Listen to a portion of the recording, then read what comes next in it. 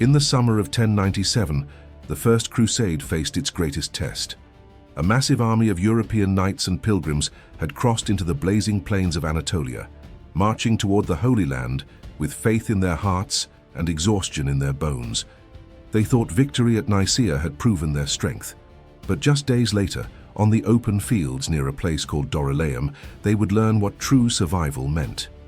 At dawn, the sound of hooves thundered across the plains. The Seljuk Turks, masters of speed and archery, launched a devastating surprise attack encircling the Crusader vanguard and cutting them off from the main army. Outnumbered, surrounded, and fighting for their lives, the Crusaders formed a desperate defense, a ring of shields and wagons against waves of swift riders. And yet, when the dust settled, the impossible had happened. The Crusaders had not only survived, they had won. This is the story of the Battle of Dorylaeum, a tale of courage, strategy, and the moment when the First Crusade's fate hung by a single thread. In 1095, Pope Urban II delivered a call that would change the course of medieval history. At the Council of Clermont, he urged Christians across Europe to take up arms and reclaim the Holy Land from Muslim control. His words inspired thousands, from seasoned knights and ambitious nobles to ordinary pilgrims, all motivated by faith, adventure, and the promise of spiritual reward. This marked the beginning of the First Crusade, a journey that would span thousands of kilometers across unfamiliar and often hostile lands. By 1096, the Crusader armies had begun their march toward the eastern Mediterranean. Crossing rivers, mountains, and plains, they faced harsh weather, scarce supplies, and the logistical challenges of moving a large, diverse force. The armies were not unified under a single command. Instead, they consisted of separate contingents led by powerful nobles, including Bohemond of Taranto, Godfrey of Bouillon, Raymond of Toulouse, and others. Each brought knights, infantry, and camp followers, creating a mix of military skill, resources, and ambition. Meanwhile, the Seljuk Turks, led by Sultan Kilij Arslan I, controlled much of Anatolia. They were expert horsemen and archers, highly mobile and familiar with the terrain, which gave them a significant advantage over the slower, heavily armored European knights. After losing the city of Nicaea to the Crusaders and Byzantines, Kilij Arslan sought to regain his prestige. Observing the Crusaders' advance, he noted a critical weakness. Their forces had split into smaller columns, leaving the vanguard exposed. The Crusaders' march to Dorylaeum was grueling. They crossed rolling hills and open plains, often with limited access to water and food. Fatigue and heat tested both men and horses, while the Seljuks watched from a distance, planning their attack. The terrain played a crucial role. The open plains allowed the Seljuks to maximize their mobility and archery skills, making the Crusader vanguard especially vulnerable. At the same time, it offered opportunities for defensive positioning, if the Crusaders acted wisely. Kilij Arslan devised a carefully planned ambush. He intended to strike the smaller Crusader vanguard first, surrounding it before the main army could arrive. The plan relied on speed, surprise, and coordination, highlighting the Seljuks' tactical strengths. For the Crusaders, the coming battle at Dorylaeum would test their endurance, discipline, and leadership. Success or failure here could determine the morale and momentum of the entire campaign. As the Crusaders approached Dorylaeum in July 1097, the stage was set for a confrontation that combined strategy, courage, and faith. One side brought discipline, heavy armor, and the determination of men on a sacred mission. The other relied on mobility, speed, and precise timing. The clash that followed would become a defining moment of the First Crusade, teaching lessons about leadership, coordination, and the importance of holding together under pressure. In the early hours of July 1st, under cover of distance and dust, the Seljuk army rode out. Tens of thousands of horsemen moved silently across the plain, spreading out in a wide crescent. The trap was closing. As dawn brightened, the Crusader camp began to stir. Fires were lit, breakfast prepared, horses watered. The air was cool and calm, until a faint rhythmic sound began to carry on the wind. At first it was distant and indistinct, like the murmur of thunder, but soon it grew louder, steadier. the unmistakable drumming of hooves. Scouts rode in at full gallop, shouting warnings. From the eastern horizon, dust clouds were rising. Within minutes, the Seljuk advance guard appeared, spreading across the plain in long, fluid lines. Their banners fluttered in the morning light, and the first arrows began to fall. The Crusaders had no time to form proper ranks. Bohemond reacted instantly, barking orders to secure the camp and rally the knights. He had faced ambushes before in the rugged hills of southern Italy, but never on this scale. Realizing he was outnumbered and surrounded, Bohemond made a quick, decisive choice that likely saved his army. He refused to order a charge, knowing that his heavy cavalry would be overwhelmed in open pursuit. Instead, he commanded his men to form a defensive perimeter around the camp, using the baggage wagons as makeshift fortifications. The infantry and archers were positioned between the wagons, forming a shield wall. The knights dismounted, joining the line to strengthen it. Non-combatants, women, servants, priests, were sent to the center, protected from the encircling riders. It was an act of discipline under pressure. The entire camp transformed into a fortress of wood and steel within minutes. Bohemond rode along the lines, encouraging his soldiers and reminding them that help would come. The main army was behind them, and they only had to hold out long enough for reinforcements to arrive. The Seljuk horse archers now closed in, circling the crusader position like hawks.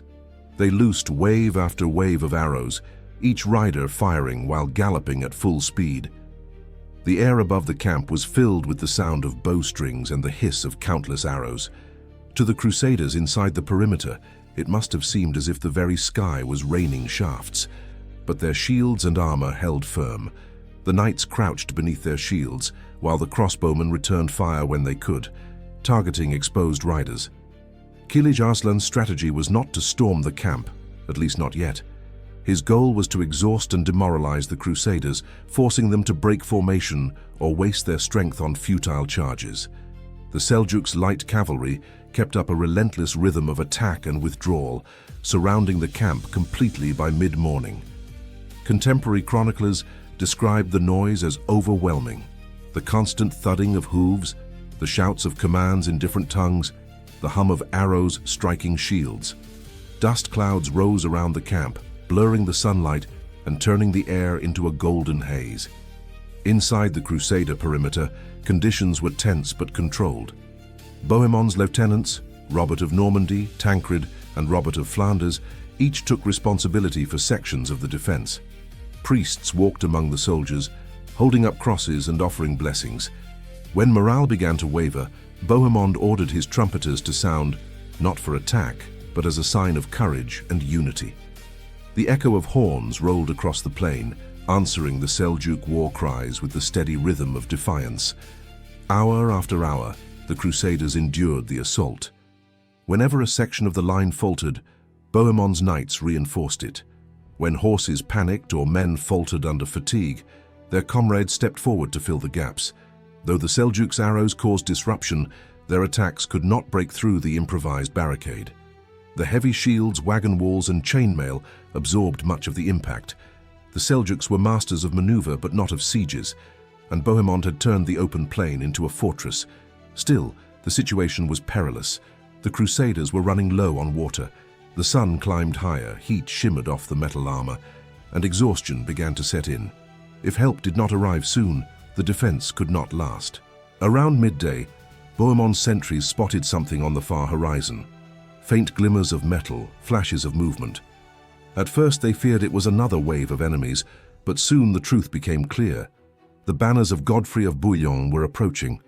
The main Crusader force had heard the distant sounds of battle and marched through the morning to reach the field.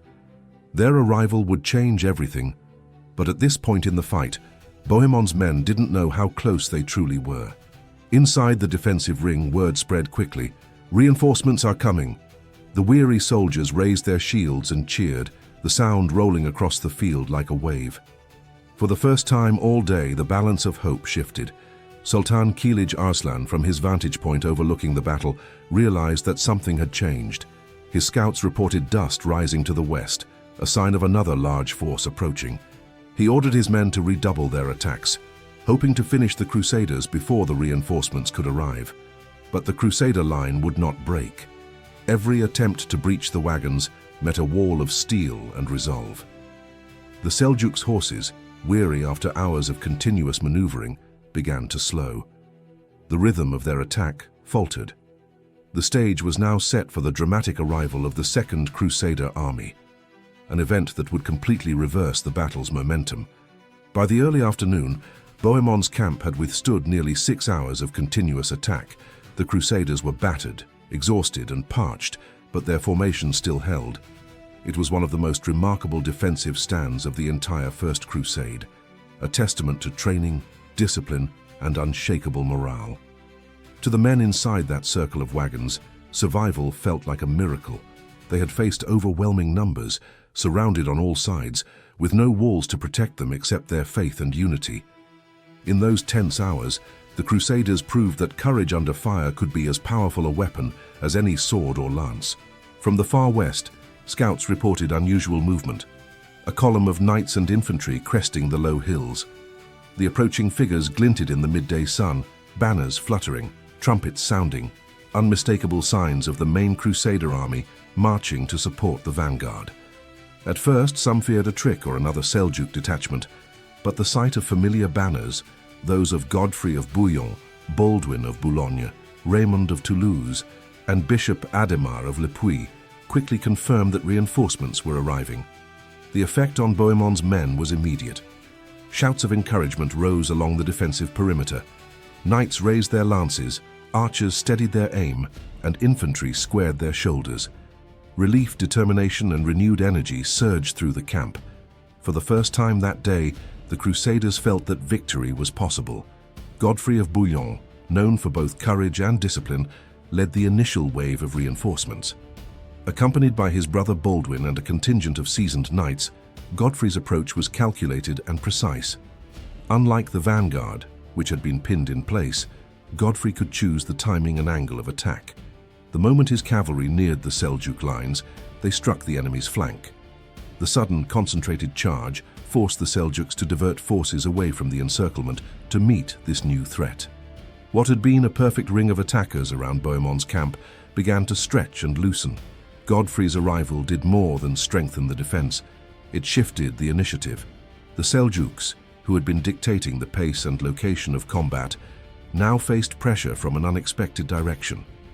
Their mobility, normally their greatest asset, was suddenly constrained. Not long after, Count Raymond of Toulouse and Bishop Adhemar of Le Puy arrived with additional troops, both infantry and mounted knights.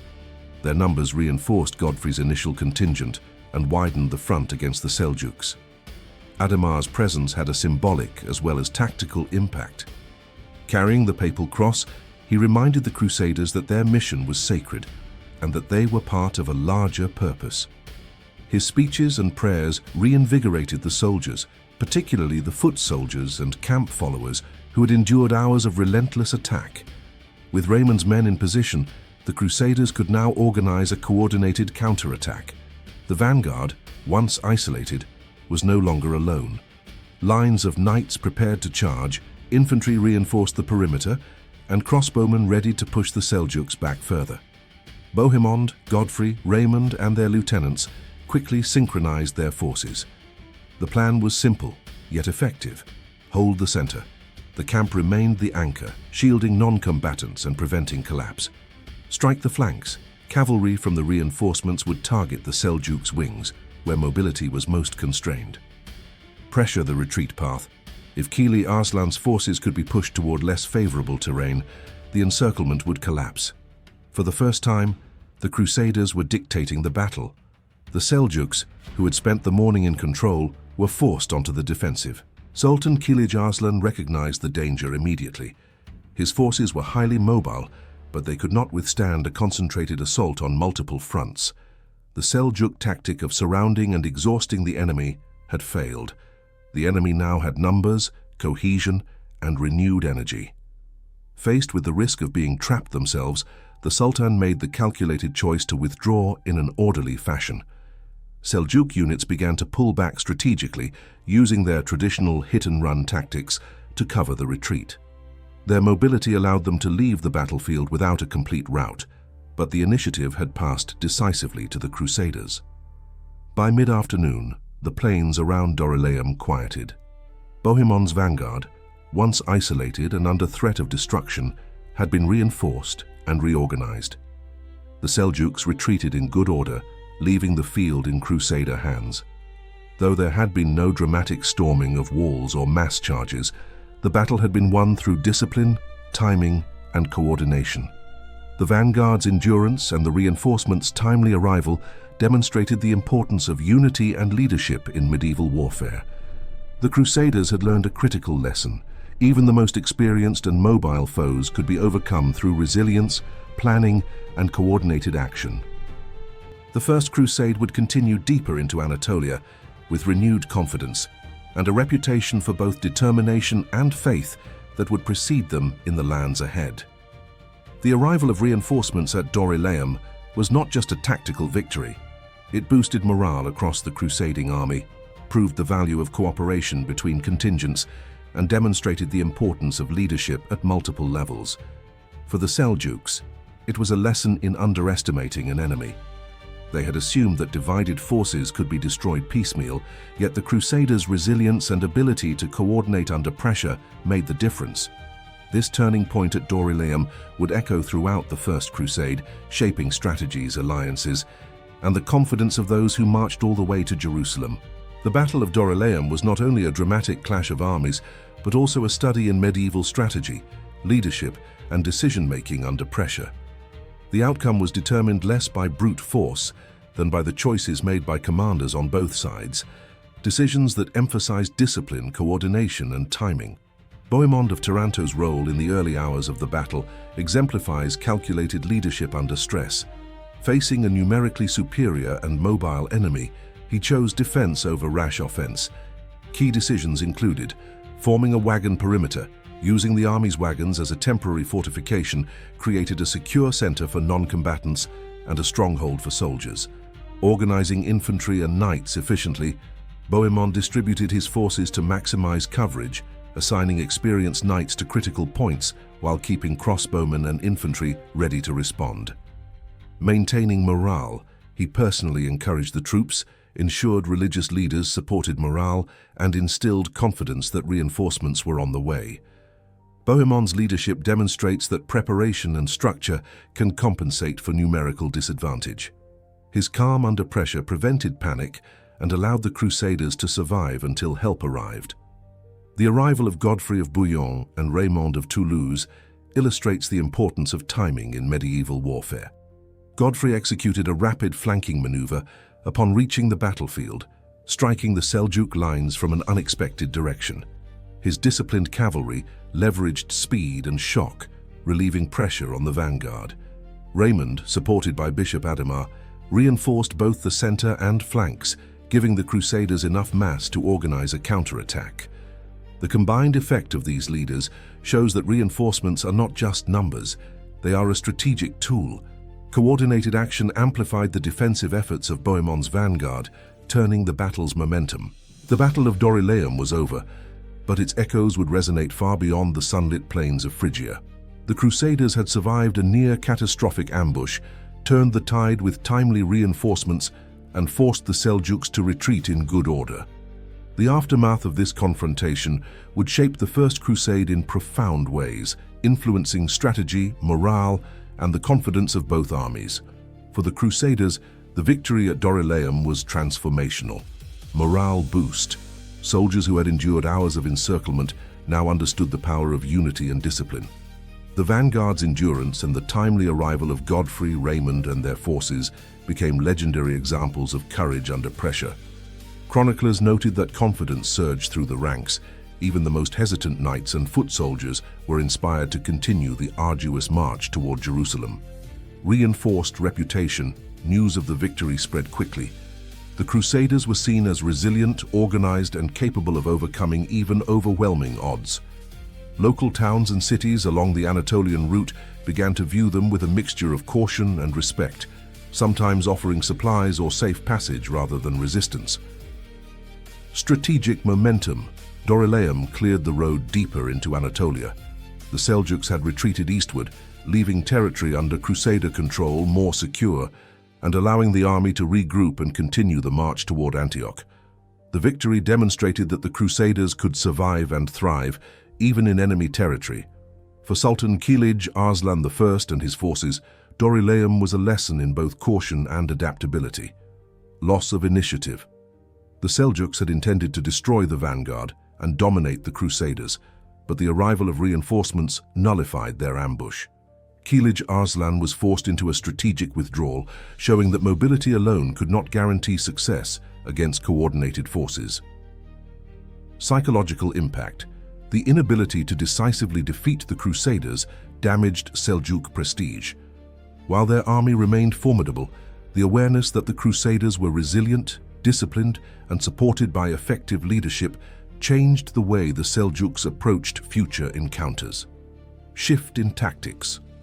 After Dorylaeum, Kilij Arslan would increasingly rely on strategic avoidance, harassment, and defensive positions, rather than direct engagement when facing the main Crusader army. The battle highlighted the limitations of even the most skilled mounted archers when confronted by prepared, disciplined, and reinforced opponents. The aftermath of Dorylaeum offered lessons that went beyond the battlefield. For the Crusaders, discipline, unity, and timely reinforcements could overcome numerical disadvantages. The importance of morale, leadership, and coordination between contingents became clear. Even a divided army could prevail if its leaders acted decisively. For the Seljuks, mobility and ambush tactics were powerful, but limited. Isolating the enemy was crucial, and the consequences of misjudging the enemy's coordination could be costly. The battle highlighted the need for intelligence, timing, and contingency planning. With Dorylaeum behind them, the Crusaders continued their march through Anatolia with renewed confidence. The victory proved that they could survive ambushes, coordinate across multiple contingents, and leverage both faith and discipline to overcome skilled foes. For the Seljuks, the retreat meant that the Anatolian heartland was no longer under secure control. Kilij Arslan would regroup and prepare for future engagements, but Dorylaeum had shown that the Crusaders were not merely a passing threat, they were a persistent and capable force. Historians emphasize that the psychological effect of Dorylaeum was as significant as the tactical victory itself. Soldiers who had faced hours of relentless pressure and survived emerged bolder and more confident. Leaders who coordinated successfully strengthened their authority, ensuring that the army moved forward with unity and purpose. In many ways, Dorylaeum was a proving ground, a test of leadership, discipline, and endurance that prepared the Crusaders for the long and challenging campaign ahead. Dorylaeum is remembered not only for its tactical lessons, but for the resilience and coordination it demonstrated. The Crusaders learned that even when isolated, disciplined leadership, timely reinforcements, and morale could turn near defeat into victory. The Seljuks, meanwhile, recognized the limits of mobility alone, refining their approach in subsequent encounters. The battle became a defining moment in the First Crusade, shaping strategies, reputations, and the confidence of both sides as they moved toward Antioch and beyond.